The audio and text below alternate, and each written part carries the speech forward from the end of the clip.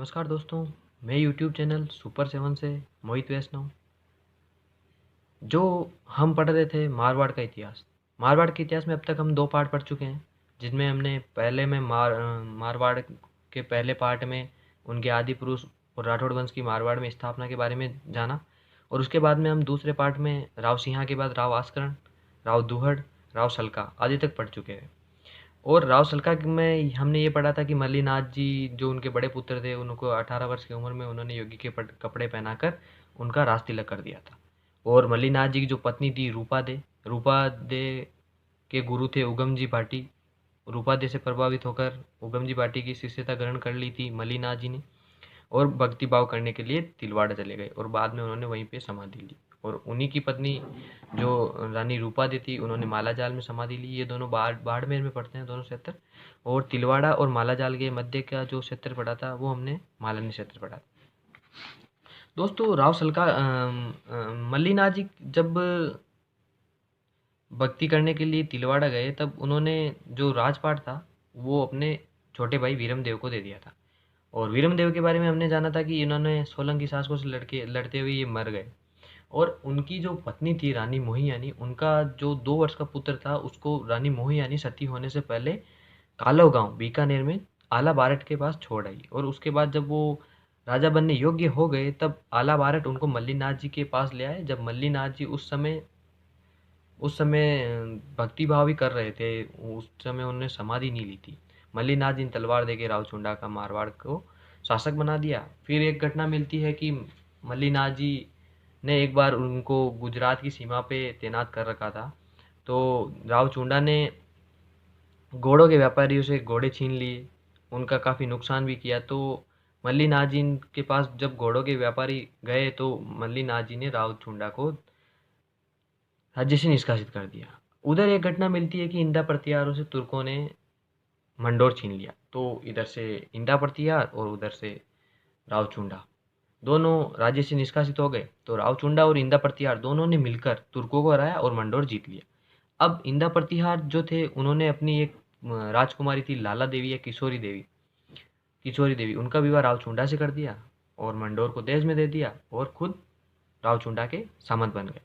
फिर एक घटना मिलती है कि नागौर पर आक्रमण किया रावचुंडा ने और जलाल खा खोकर को हराया और चूड़ासर नामक नगर बसाया। अब कल हमने ये नहीं जाना था कि रावचुंडा का जो हमें कार्यकाल मिलता है या फिर वो कहाँ से कहाँ तक शासक रहे, वो हमने कल नहीं जाना था।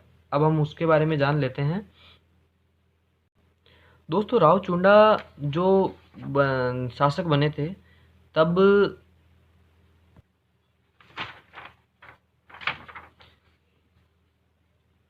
वो रावचुंडा शासक बने थे 1387 से 1421 तक। ये कार्यकाल था रावचुंडा का, तो हमें ये भी जानना चाहिए। तो मैंने आपको बता दिया रावचुंडा के बारे में। और उसके बाद हमने ये जाना था कि उनका एक पुत्र था रणमल, और रणमल की बहन थी हंसाबाई, और उनका एक अलग दूसरा पुत्र था कान्हा, जो किशोरी देवी से उत्पन्न हुआ था। तो किशोरी देवी के प्रभाव में कान्हा को चुंडा ने शासन दे दिया और रणमल को राज्य से निष्कासित कर दिया। अब रणमल उधर अपनी बहन हंसाबाई को लेकर मेवाड़ की ओर चला गया। और मेवाड़ में जो उस समय के शासक थे राणा लाखा से हंसाबाई का विवाह इस शर्त पे कर दिया कि जो उनसे उत्पन्न संतान होगी वही मेवाड़ का शासक बनेगा। तो ये कहानी मिलती है, या फिर ये माना जाता है कि राव रणमल थे, वो ये रिश्ता लेके तो राजकुमार वहाँ के मेवाड़ के राजकुमार राणा चुंडा के लिए लेके गए थे। पर उस समय ये घटना मिली कि राज दरबार में राणा लाखा बैठे थे, और मेवाड़ की ये परंपरा थी कि जिसको नारियल शगुन के रूप में पकड़ा दिया जाता था, वही जिसके बारे में रिश्ता लेके जा रहे थे उसका पति मान लिया जाता था। तो राणा लाखा के बारे में ये मिलती है कि जब राव रणमल रिश्ता लेके गए थे हंसाबाई का, तो उन्होंने जो नारियल था वो ले जाके राणा लाखा को दे दिया। बाद में वो समझाते भी रहे कि मैं ये रिश्ता राणा लाखा के लिए नहीं, राणा चुंडा के लिए लेके आया था। पर मेवाड़ की ये परंपरा रही थी कि जिसके हाथ में जो नारियल था वही उससे विवाह कर सकते थे। फिर बाद में जब चुंडा दरबार में आए तो उनको भी ये बात पता पड़ी, तो राणा चुंडा ने ये कह के मना कर दिया कि जब ये रिश्ता राणा लाखा से हो रहा है, यानी उसके पिताजी से हो रहा है, तो वो तो मेरे लिए माँ के समान हो गई। और उन्होंने रिश्ते के लिए रिश्ते को ठुकरा दिया। अब उनका विवाह हो गया राणा लाखा से, हंसाबाई का विवाह हो गया राणा लाखा से, और उनसे जो संतान उत्पन्न हुई वो मेवाड़ में शासक बनी। इसकी जो स्टोरी है वो हम पढ़ेंगे मेवाड़ में। उससे पहले हम पढ़ते हैं मारवाड़ में क्या हुआ। मारवाड़ में जब रणमल को निष्कासित कर दिया गया था, तब कान्हा शासक बने थे, और कान्हा के दो पुत्रों में उत्तराधिकार के युद्ध हुए। तो कान्हा की जो हमें मिलती है, वो कान्हा का कार्यकाल मिलता है 1421 से 1427। अब जब 1427 में कान्हा की मृत्यु हो गई, तो उनके दो पुत्रों में उत्तराधिकार के युद्ध हुए। तो एक पुत्र ने रणमल को, यानी अपने चाचा को, वापस मारवाड़ बुलाया और खुद शासक बने, इसलिए रणमल को वापस मारवाड़ बुलाया। अब रणमल ने जिसने बुलाया था उसकी हत्या कर दी और खुद बन गया मारवाड़ का शासक। तो रणमल बन गया 1427 में। 1427 में शासक बन गया मारवाड़ का, जो पहले मेवाड़ गया था, परंतु अभी शासक बना है मारवाड़ का। और ये शासक बना हुआ रहेगा 1438 तक। हालांकि ये इस समय में मारवाड़ और मेवाड़ दोनों में शासन करने के लिए साजिशें करेगा। तो आज दोस्तों हम पढ़ते हैं रणमल के बारे में। अब जो हमने पढ़ा था कि ये अपनी बहन का विवाह राणा लाखा से करवाता है, उसके बाद में राणा लाखा से जो संतान उत्पन्न होती है मोकल, वो शासक बनते हैं। अब ये हो गया वहाँ पे कि मोकल का जो पुत्र था, मेवाड़ की घटना पढ़ रहे हैं हम, मेवाड़ के बारे में जान रहे हैं कि मेवाड़ में राणा लाखा से उत्पन्न हुआ था मोकल। अब और मोकल के बाद मोकल का पुत्र था कुंभा, और इसी राणा लाखा का एक अलग पुत्र था जो था राणा चुंडा, जिसके लिए रणमल रिश्ता लेके गया था। अब जो हंसाबाई थी, उनको ये लगने लग गया कि राव चुंडा मोकल को मरवा देगा, मार देगा, कुछ ना कुछ ऐसा करेगा खुद शासक बनने के लिए। तो वो हंसाबाई उनको शक की नज़र से देखती थी, इसलिए राणा चुंडा ने मेवाड़ राज्य का त्याग कर दिया और खुद चले गए मांडू। अब हुआ यूं था, पहले मैं बता दूं, तो जब वो मांडू चले गए और राज्य का त्याग कर दिया, तो राणा चुंडा को इतिहासकारों ने कहा कि ये मेवाड़ का भीष्म है, मेवाड़ का भीष्म है। ठीक है, ये उपाधि दी है इतिहासकारों ने राणा चुंडा को। अब जब रणमल था, चुंडा तो चले गए मांडू, और शासक बन गया मोकल। अब एक बार क्या घटना मिलती है कि मोकल थे गुजरात के, कोई अभियान कर रहे थे, गुजरात में किसी शासक पर अभियान कर रहे थे। तो गुजरात के और सिरोही के यहाँ बीच में एक तंग दर्रा पड़ता है जिसका नाम है झीलवाड़ा। इस झीलवाड़ा के दर्रे में मोकल की हत्या कर देते हैं। दो व्यक्ति हैं, चाचा प्लस मेरा, ये दोनों उसकी हत्या कर देते हैं। किसकी? मोकल की। और उस अभियान में जो कुंभा है वो भी साथ गया हुआ था। अब चाचा मेरा ने जब मोकल की हत्या कर दी तो कुंभा भागते हुए आ गया, वहाँ से भाग के कैसे भी निकल के वहाँ से आ गया चित्तौड़, और चित्तौड़ आके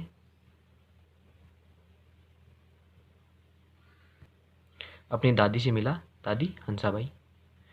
तो ऐसी परिस्थितियाँ हो गई कि कुंभा भी छोटा है और मोकल भी मर गया। तो हंसाबाई ने अपने भाई को इनवाइट कर लिया, अपना भाई जोई रणमल। हंसाबाई ने रणमल को इनवाइट कर लिया। अब मारवाड़ में रणमल वैसे भी राज कर रहा है, अब मेवाड़ में और इनवाइट कर लिया। अब रणमल साहब वहाँ पहुँचे। अब रणमल साहब पहुँच गए वहाँ पे। अब हस्तक्षेप इतना करने लगे कि इन्होंने पहले जाते ही वहाँ पर राजपूत सरदारों, बड़े बड़े पद दिए राजपूत सरदारों को, मारवाड़ से राजपूत सरदारों को बुलाया, वहाँ पे बड़े बड़े पद दिए। तो रणमल से नाराज हो गए मेवाड़ के सरदार, क्योंकि अब तक जो पद उनके लिए थे वो अब मारवाड़ के राजपूतों को मिलने लगे। तो मेवाड़ी सरदार, मेवाड़ के जो सरदार थे वो रणमल से नाराज हो गए। अब उन्होंने जब इतना हस्तक से बढ़ गया, कुंभा के ऊपर भी रणमल का प्रभाव दिखने लगा, तो मेवाड़ के सरदारों ने मांडू से बुलाया मेवाड़ के भीष्म कहलाने वाले राव चुंडा को, राणा चुंडा को, राणा चुंडा को बुलाया मांडू से। अब क्या हुआ कि रणमल की एक प्रेमिका मिलती है या दासी मिलती है भारमली। इससे रणमल बहुत प्रेम करता था। अब भारमली जो प्रेम करती थी, ऐसी कहानियाँ मिलती है कि भारमली प्रेम करती थी कुंभा से, जबकि रणमल प्रेम करता था भारमली से। तो भारमली को जब ये पता पड़ा, और भारमली भी मेवाड़ की थी, उसमें भी मेवाड़ी खून था, तो उसको ये पता पड़ा कि रणमल ऐसा कुछ कर रहा है, तो उसने कुंभा के साथ मिली, और कुंभा से और कौन मिल गए, राव चुंडा। ये दोनों